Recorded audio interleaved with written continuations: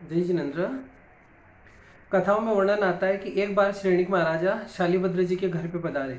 वही शालिभद्र जी जिन्होंने पूर्व जन्म में खीर बेराई थी और इस जन्म में मतलब बहुत सुखों में उत्पन्न हुए थे। तो उन शालिभद्र जी के घर पे गए, तब शालिभद्र जी ने कभी भी श्रेणिक राजा को नहीं देखा था। वो अपने महल के ऊपरी भाग में थे, नीचे उनकी माता थी। माता ने जैसे भी श्रेणिक राजा को देखा, आओ पधारो करके उनको आसन पे बिठाया और आवाज लगाई कि बेटा नीचे आ, हमारे नाथ पधारे। तो नीचे आया, सोचा तो शालिभद्र जी सोच रहे कि अभी तक तो मुझे यही पता था कि मेरी माँ सबसे बड़ी है, मेरी माँ नाथ है, क्योंकि किसी चीज़ की कोई कमी नहीं थी, बताते उनके वर्णन में। अब उन्होंने सोचा कि माँ ने इनको नाथ बोला, इसका मतलब माँ से क्या है, बड़े हैं। जाके प्रणाम किया, थोड़ी देर उनकी गोदी में बैठे, फिर चले गए। श्रेणिक राजा भी चले गए।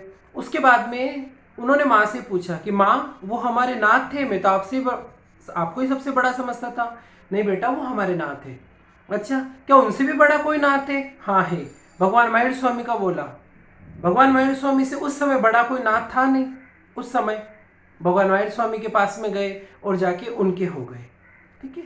अब यहाँ पर कि जैसे माँ ने बोला कि उनसे भी बड़े नाथ है, तो विश्वास किया शालिभद्र जी ने और गए, भगवान की सम्मुख गए, उनको देखा, किया, उनका हो गए, तो जीवन का क्या हो गया, उद्धार हो गया माँ के वचनों को सुन के।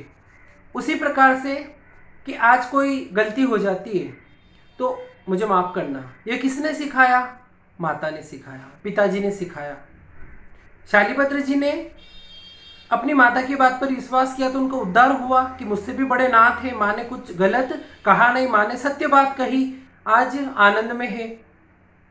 यहाँ पर भी अपने को भी माँ ने बोला कि कोई गलती हो जाए तो क्या कर लेना, सॉरी बोल देना या माफी मांग लेना। जैन धर्म से अनुसार मिच्छामि दुक्कड़म, खमत खामणा आदि जो भी प्रचलित है। अब वहां पर उनको ऐसे कि जब उन्होंने अपनी माँ की बातों पर विश्वास करके तो उनका उद्धार हो गया। यहाँ पर भी हमने हमारी माता पिता की बातों पर विश्वास किया और कभी कोई गलती हो जाती है तो हम माफी मांग लेते हैं। स्कूल के अंदर गए, विद्यालय में गए, गुरु मिले, गुरु ने बोला कभी ऐसी ऐसी कोई बात हो जाए तो क्या करना, माफी मांग लेना। हम वहां से माफी मांगने लगे। गुरु आवे तो खड़े होना, ये उनका विनय है, ये हम करने लगे। गुरु के सामने नहीं बोलना, ये उनका विनय, ये हम करने लगे। गुरु ने जो जो बताया, जैसे बोलते हैं ना, होमवर्क करके आना, होमवर्क करके आए, ये उनका विनय है। नहीं, नहीं करके आओगे तो क्या मिलेगी, सजा मिलेगी, खड़ा रहना पड़ेगा, कुछ भी।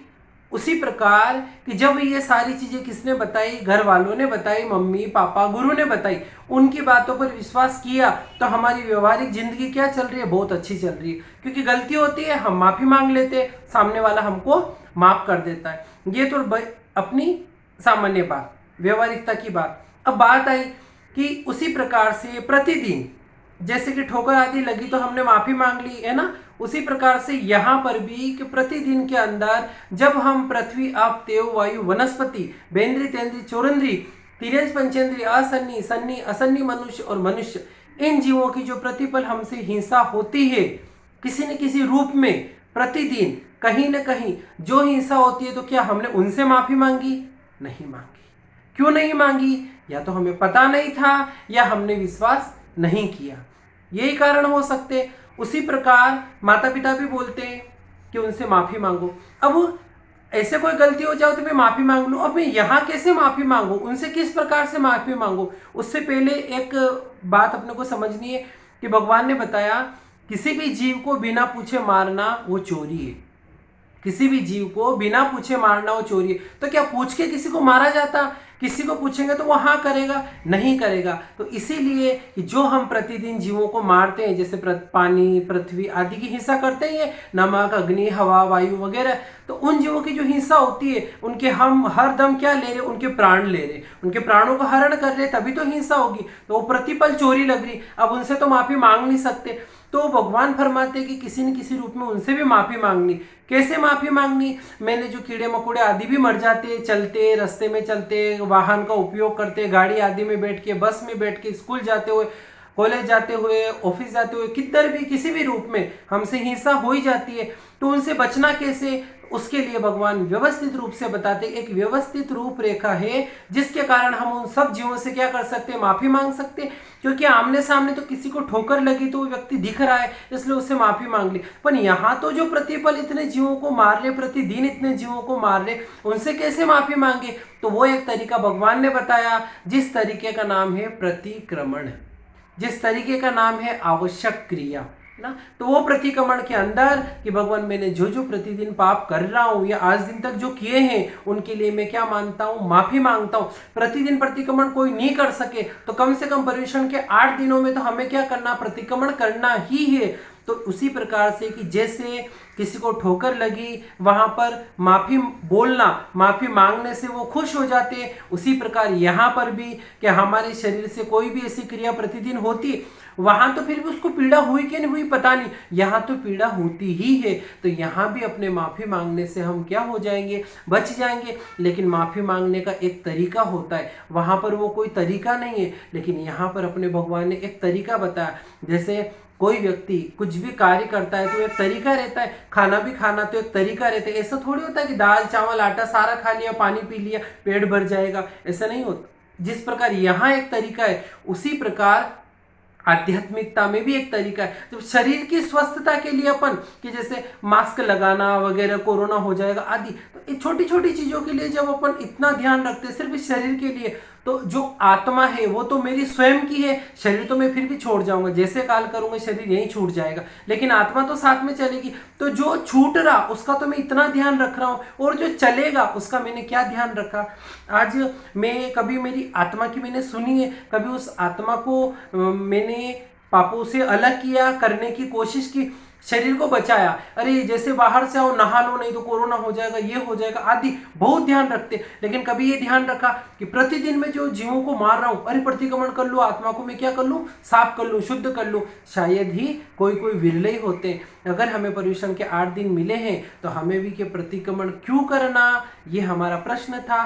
तो प्रतिक्रमण इसीलिए करना कि जो जो हम प्रतिदिन गलतियां करते हैं, जिन जीवों की हिंसा करते हैं, जो अणुव्रतों में दोष लगाते हैं या सहज में जो लग जाते अनजानपने में भी, उनकी शुद्धि के लिए हमें क्या करना है, प्रतिक्रमण करना है। किसी को ठोकर लगने पे जैसे माफी मांगी जाती, यहाँ तो हमने जीवों को मार ही दिया तो यहाँ सिर्फ मुझे माफ कर दो इतने से काम नहीं चलेगा। व्यवस्थित रूपरेखा से अपन क्या करेंगे, भगवान यहाँ अपने को बहुत समय देते हैं कि आपके पास 48 मिनट का टाइम है, आप क्या करो, अपनी गलतियों को देखो, मैंने कहाँ कहाँ क्या किया, आज क्या क्या गलतियां की, उन गलतियों से मुझे क्या करना अब दूर होना है।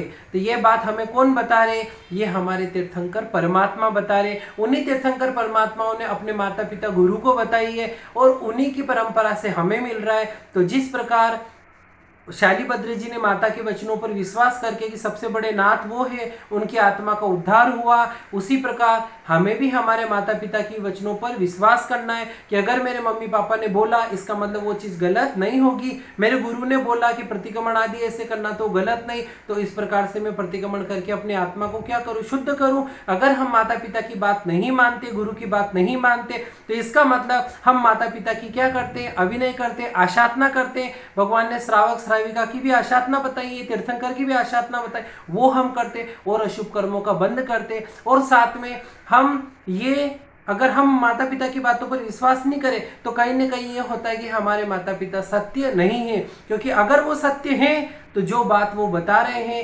प्रतिक्रमण के संबंध में, जैसे कोई गलत लगती है वो एक अलग बात है, पर प्रतिक्रमण के संबंध में कहीं से कहीं गलत नहीं, क्योंकि पाप कर रहे हैं तो आलोचना करनी। तो उनकी बातों पर विश्वास करके हमें क्या करना है, प्रतिक्रमण करना है। और जो प्रतिदिन हम जीवों के प्राणों का हरण कर रहे, जो चोरी कर रहे, उस चोरी से हमें पीछे हटना है और प्रतिक्रमण की रूपरेखा के अंदर आकर व्यवस्थित रूप से एक एक चीज को देखकर हमें जीवों से क्या मांगना, माफी मांगना है। तो मैं पूरे साल भर नहीं कर सकूं तो पर्युषण के 8 दिनों में तो मुझे प्रतिक्रमण करना ही है। किसके लिए, मेरी आत्मा के लिए। मेरे पापों का, मेरे दोषों का मैं यहीं पर क्या करूं, उनको डाल दूं, यहीं पर खत्म कर दूं, तो मुझे अगले भाव में दुख का अनुभव नहीं करना पड़े, नरक निगोद आदि में मुझे जन्म नहीं लेना पड़े।